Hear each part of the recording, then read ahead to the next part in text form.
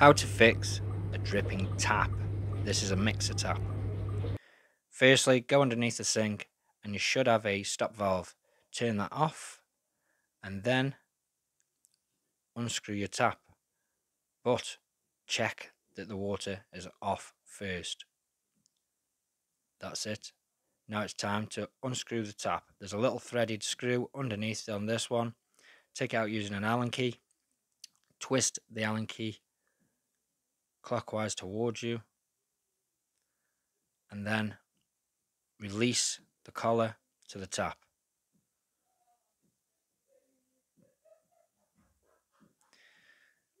Get an adjustable spanner on that nut and twist that anti-clockwise. Might be a little bit stiff at first, so just bear with it. Hold on to the top if you need to. Once you've undone that, you'll then see water come out. You can just put a cloth there, but be advised it's only a tiny bit. Inside this one, there is no rubber seal on the actual tap. It's in these threads. So I've bought new valve. I bought the whole new valve system because they were only £5.70 from Screwfix, and you get a hot and a cold. So for a couple of quid, you've got a brand new one. And the new washers were £10.99 from Screwfix for a whole box. So I thought this was probably the more viable option.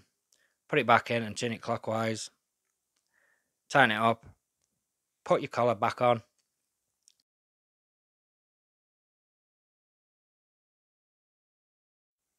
In this new valve, I found a screw at the end, which I took out so the lever arm could fit back onto the thread.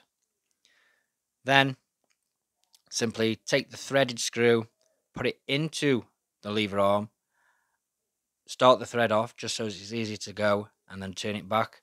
And that's it. The tap's on, turn the valves back on underneath the sink, and your drip should have been fixed, hopefully. Thanks for watching. See you in the next one.